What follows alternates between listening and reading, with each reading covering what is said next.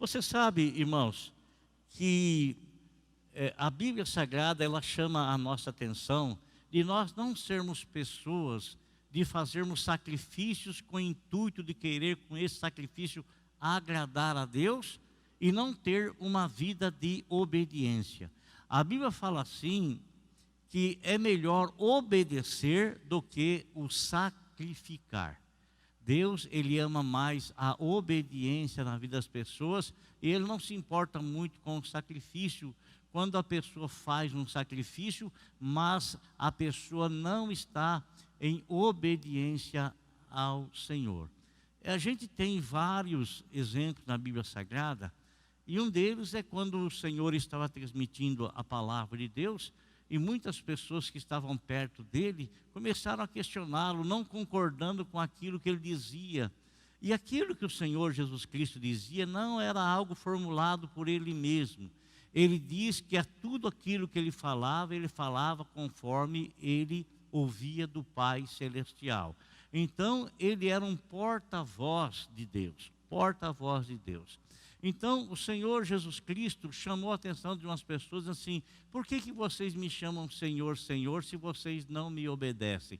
Não fazem o que eu digo. É impossível, amado, é impossível uma pessoa falar que ama a Deus e não obedecer Jesus. É impossível uma pessoa que falar que ama Jesus e não amar a Deus. É impossível, né? Não tem como. Aquele que nega o filho também não tem o pai. Quem nega o pai também não tem o filho, né? Não tem. Então, a família do Senhor Jesus. É interessante, amados, que pouco ou quase nada se fala a respeito de José, né? O pai adotivo do Senhor Jesus, né? Ele aquele que criou o Senhor Jesus Cristo. Quase nada não se fala. Esse episódio que eu vou narrar aqui para os irmãos se deu logo depois que o Senhor Jesus Cristo foi batizado lá no Jordão, foi para o deserto, e quando ele voltou do deserto, vencendo as tentações que ele teve lá, e não foram só aquelas, né? Aquelas foram assim, a entrada de ministério, entrada no ministério. Sempre ele foi tentado, graças a Deus que ele nunca pecou, né? Nós podemos ter essa confiança plena nele. E quando ele volta, eles foram convidados para um casamento, lá na cidade de Caná da Galileia. E os casamentos daquela época, irmãos, eram muito semelhantes assim, com o sepultamento de alguém. Quando a pessoa falecia, imediatamente, não demorava-se muito para a pessoa ser sepultada. Mas eles ficavam 7 dias de luto, 7 dias chorando onde a pessoa estava sepultada. O casamento, eles ficavam 7 dias festejando. 7 dias festejando.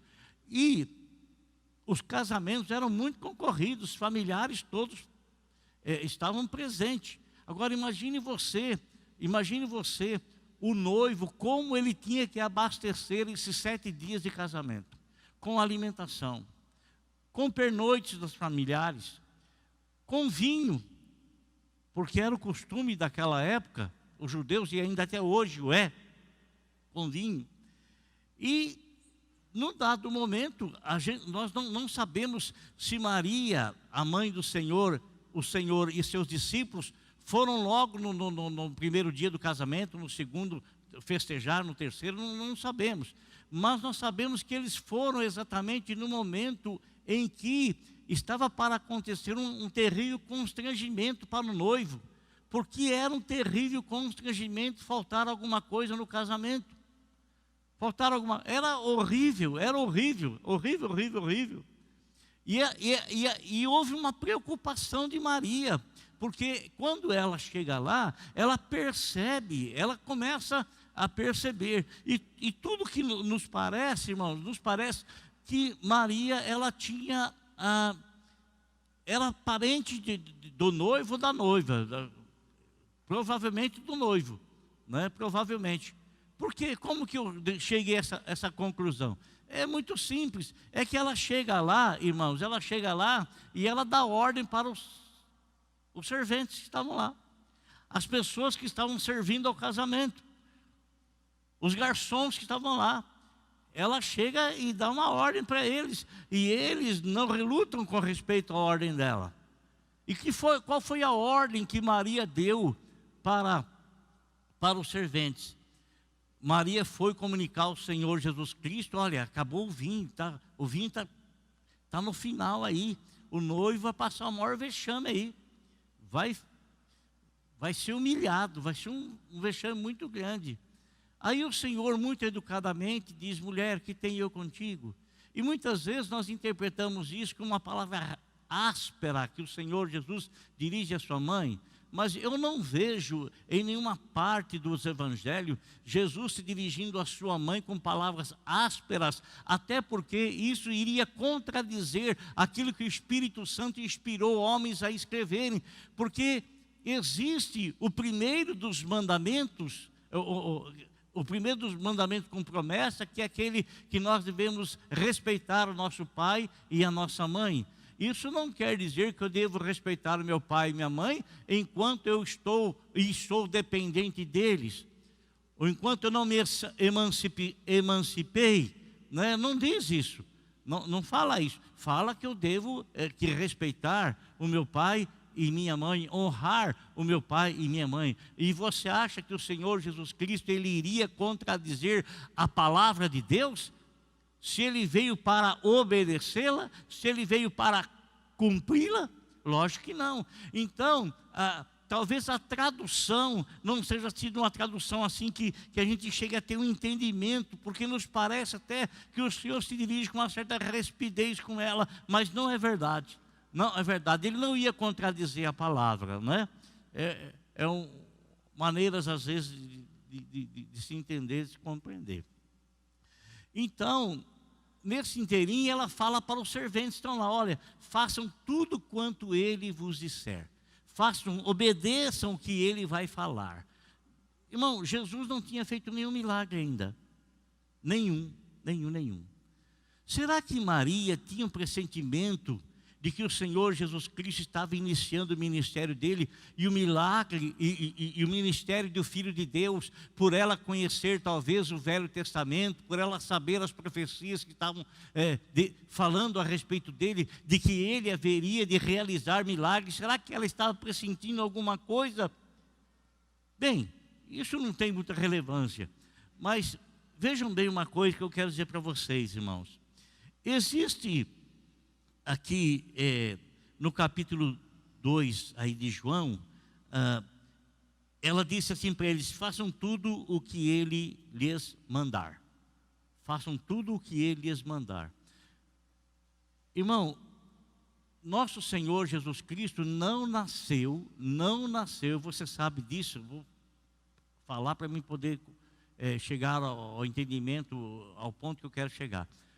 Nosso Senhor Jesus Cristo, ele não nasceu da conjunção carnal entre José e Maria. Não houve, não aconteceu.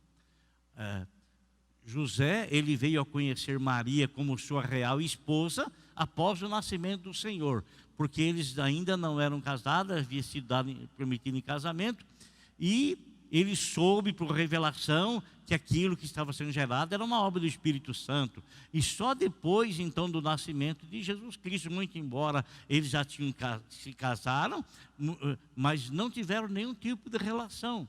Nada. Então, o Senhor não nasceu da conjunção carnal de José com Maria, não é? Entendemos que o próprio Deus se fez carne. Deus, ele sempre existiu, logicamente. De eternidade em eternidade, tu és Deus. No princípio era o Verbo, e o Verbo estava com Deus, e o Verbo era Deus. E o Verbo se fez carne. Deus estava em Cristo Jesus, reconciliando consigo mesmo o mundo. Todas as coisas foram feitas por Ele, e sem Ele, nada do que foi feito se fez. Então, o Senhor, o Cristo de Deus, ele é desde a eternidade, sempre foi, né? Ele é o grande eu sou. Eu sou o caminho, a verdade e a vida. Antes que Abraão existisse, eu sou. Senhor, se Faraó perguntar para mim qual é o nome da pessoa que me enviou, que eu vou dizer, diga para ele que o eu sou te enviou, né? O eu sou te enviou. Então, irmãos, vejam bem, nosso Senhor Jesus Cristo, como homem, ele não teve pai, teve mãe, como homem, e não teve pai. Mas como Deus, ele não tem mãe, ele tem pai. Foi ele que ensinou-nos a orar, Pai nosso que estás no céu. Ele não ensinou ninguém a orar, Mãe nossa que está no céu. Não ensinou isso. Nunca foi, nunca. E nem os discípulos posteriormente a ele, os apóstolos, tiveram, e aliás, depois de Atos dos Apóstolos, os primeiros capítulos de Atos dos Apóstolos, não se ouve nunca mais falar sequer no nome de Maria. Nunca mais. Nunca mais. Isso não é uma desonra e nem desonrar a pessoa de Maria, de jeito nenhum. Ela é uma mulher santa de Deus, escolhida pelo próprio Deus, elogiada, louvada pelos anjos, né? Mas isso não quer dizer que Jesus Cristo tem a mãe nos céus. Ele tem o Pai. Ele tem o Pai, né? Tudo o que era físico ficou no plano físico. Aí, meus irmãos, então, ele como homem, teve mãe, não teve pai. Ele como Deus, tem pai e não tem mãe. Não tem mãe. Mas é interessante nós notarmos que há um mandamento dessas duas pessoas. Aquela que é a mãe dele e aquele que é o pai dele. Maria disse para os serventes assim: façam tudo o que ele vos mandar. O que ela está dizendo? Obedeçam o que ele vier a falar. Esse mandamento, logicamente, pode ser extensivo e é extensivo a toda a igreja. A toda a igreja. A igreja tem que obedecer àquele que lhe é o cabeça. Não tem corpo, não tem como o meu corpo não obedecer, ou o meu corpo não receber ordem da minha cabeça. Não tem como, não tem como. Tudo é ligado ao sistema nervoso central, tudo. Não tem como. Então, irmãos, Maria diz isso para os serventes: obedeçam, façam o que ele vai mandar. Então a primeira talha que eu quero falar com os irmãos é a talha da obediência. A obediência, ela é tão importante que o Senhor Deus, ele despreza o sacrifício se não houver a obediência. Ele não aceita, ele acha, ele propaga na palavra dele que é melhor a pessoa que lhe obedece do que aquela pessoa que lhe sacrifica, né? É melhor. E então,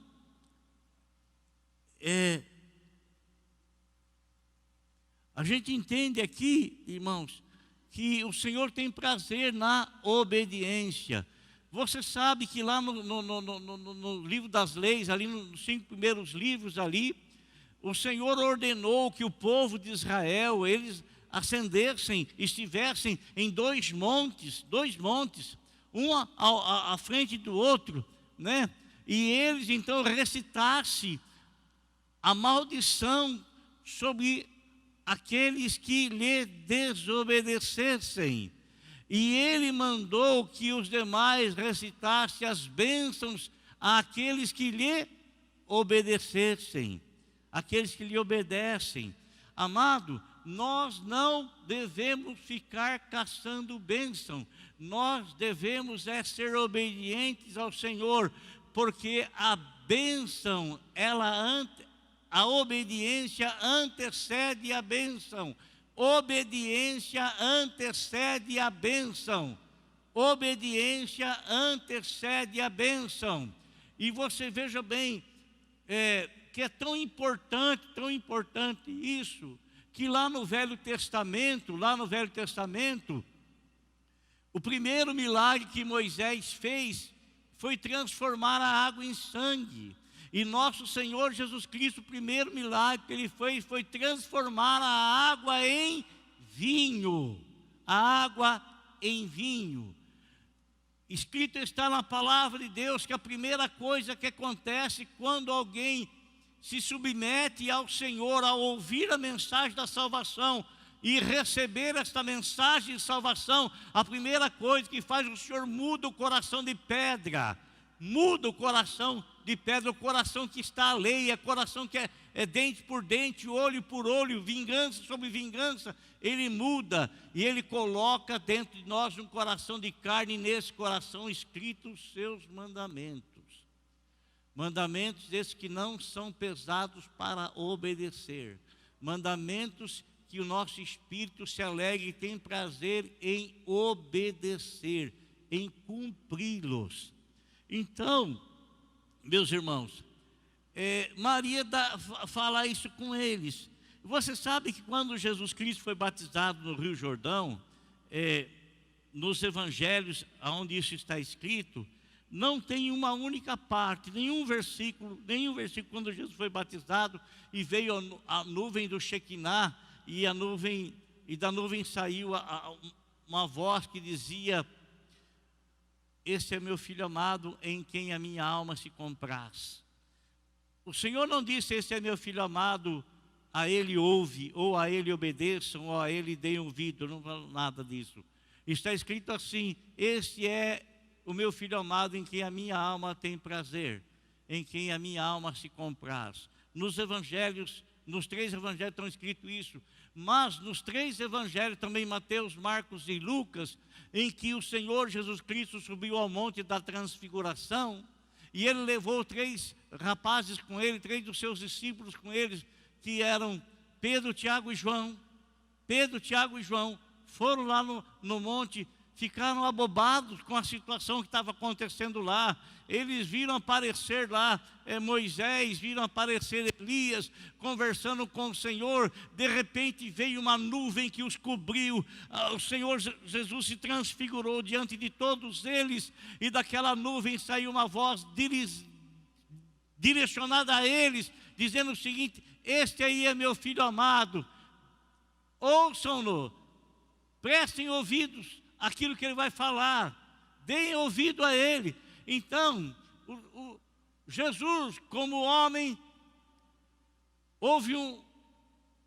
tendo sua mãe, e ela deu então, ordenou, ela falou, ela disse, aconselhou para que as pessoas obedecessem o Senhor Jesus, fizesse tudo o que ele fosse falar. E lá no Monte da Transfiguração, aquele que é o seu Pai Celestial, dirigiu essa palavra aos seus discípulos, aos seus discípulos: "Esse aí é meu filho amado, dê ouvidos àquilo que ele vai falar, porque ele não vai falar de si mesmo, sou eu que falarei nos lábios dele, sou eu que falarei pela boca dele." Pela boca dele. Então, meus amados, é ordem. Quando o Senhor Jesus Cristo, Ele vê as talhas que ali estão, Ele fala para os serventes o seguinte: "Vão e encham essas talhas com água." E eles estavam ali para servir. E quem está para servir está para obedecer. Quem está para servir está para obedecer. Amado, olha, a Bíblia nos diz que nós devemos obedecer a Deus, devemos obedecer aos nossos pais, devemos obedecer às autoridades legitimamente constituídas sobre a nossa vida. São aqueles que foram eleitos por nós, autoridades. A Bíblia fala que quem obedece à autoridade, ele não tem medo da autoridade. Porque quem obedece à autoridade não faz nada contra a lei. Quem obedece à lei está obedecendo à autoridade. E quem obedece à lei, quem obedece às autoridades, tem dela tem delas o elogio. A Bíblia fala que quem deve temer a autoridade são aquelas pessoas que quebram a lei, desobedecem a lei, e que a autoridade ela não usa a espada de balde, não. Ela usa a espada para ser aplicada naqueles que desobedecem a lei, aqueles que quebram a lei, aqueles que infringem a lei. Essas pessoas é que devem temer as autoridades, mas aqueles que cumprem o seu papel como cidadão não tem por que temer a autoridade, não tem por que temer. Nos manda obedecer aos nossos pais, não é verdade? Nos manda obedecer a Deus, nos manda obedecer. Eu não quero usar, mas é a palavra que fala. A Bíblia fala que nós devemos obedecer àquelas pessoas que o Senhor Deus constituiu sobre a nossa vida como pastores, como obreiros, como orientadores, como doutrinadores, como ensinadores. Obedecer aos vossos pastores, obedecer aos vossos líderes, porque eles zelam por vós. É o que a Bíblia fala. O que a Bíblia fala. Agora, irmãos, esses homens vão encher. Será, amado, será que naquela casa havia uma mina da água que brotava água em abundância? Você sabe quanto cabia em essas talhas de água? Cada uma cabia de 60 a 120 litros. De 60 a 120 litros. Né? Imagine você o tempo que demorou para eles poderem encher essas talhas com água. O tempo, irmão, que demorou. Mas ninguém estava se mostrando com pressa alguma, porque não tinha outro jeito, não tinha outra maneira, não tinha outro modo. Quando nós obedecemos a Deus, as coisas acontecem da maneira como Ele quer, da maneira do jeito que por Ele foi traçado, do jeito que por Ele é traçado. E não adianta ter pressa, porque Deus ele não apressa o plano dele, porque nós temos pressa. Ele faz o plano dele ser cumprido dentro do propósito dele, dentro do tempo dele. É tão somente nós obedecermos e tranquilizarmos o nosso coração que tudo vai acontecer dentro do tempo dele. Irmãos, eu tenho por mim que eles tinham um poço na casa deles. Tinha um poço. Eu não vejo que naquela época existia bombas para retirar água de poço. Não vejo. Não tinha luz elétrica, não tinha. Eles tinham que ir pegando de balde com balde, balde com balde, balde com balde. Olha, amado, a paciência e todas as coisas que têm realmente, que são preciosas, que são valiosas, elas são conquistadas aos poucos, amado, aos poucos. Quem tem pressa em conseguir as coisas, ele acaba desistindo, porque a pressa não vai fazer com que Deus opere apressadamente em favor dele. Nós não mandamos em Deus, nós temos que obedecer a Deus e temos que tranquilizar o nosso coração e fazer com que ele esteja tranquilo dentro do propósito e do plano de Deus. Eles vão enchendo. Não tem aquele provérbio que fala assim, de grão em grão. De grão em grão. De grão em grão a galinha enche o papo. Olha aqui, amado, vejam bem. Um exemplo secular. Silvio Santos. O que o homem era?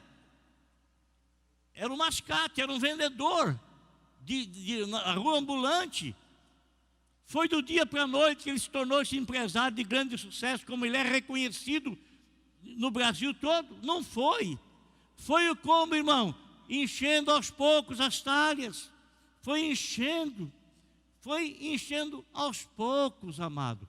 Foi enchendo aos poucos. Então, meu querido, meu irmão, meu amado irmão, Deus tem algo precioso para nós.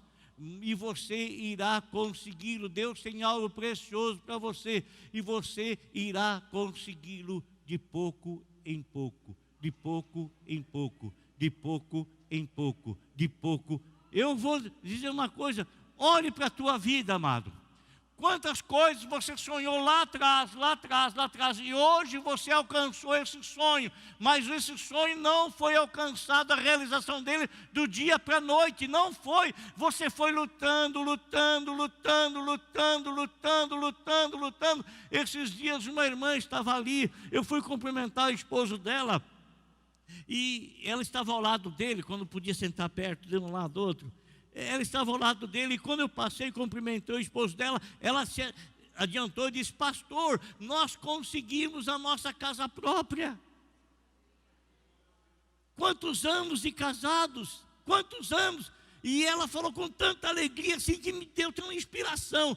Nós conseguimos, era um sonho que não foi realizado do dia para a noite, mas foi realizado com consistência, com firmeza, amado. Com consistência, com firmeza. Então, eles foram e obedeceram aquilo que a Maria havia falado, a Virgem Maria havia falado, e eles obedeceram aquilo que o Senhor Jesus Cristo havia falado. Quando você obedece o que o Senhor Jesus Cristo fala, você alcança as bênçãos para a tua vida. Você alcança bons resultados para a tua vida. Você alcança. Eles foram lá, irmãos, e eles não viram a água ser transformada em nada. Eles chegaram com aquelas talhas perto do Senhor, creio eu que tinha várias pessoas para poder carregar, ou tinha algum carrinho, alguma coisa que deslocava de um lado para o outro.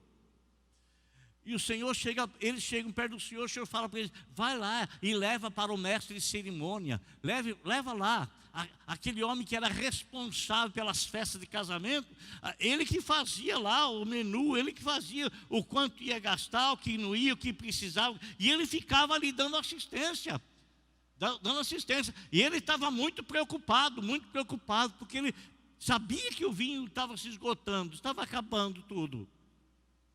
Aí o Senhor diz para eles: levem lá para o mestre de cerimônia. Eles não ficaram questionando: mas para que eu vou levar lá? Algum judeu vai se purificar agora?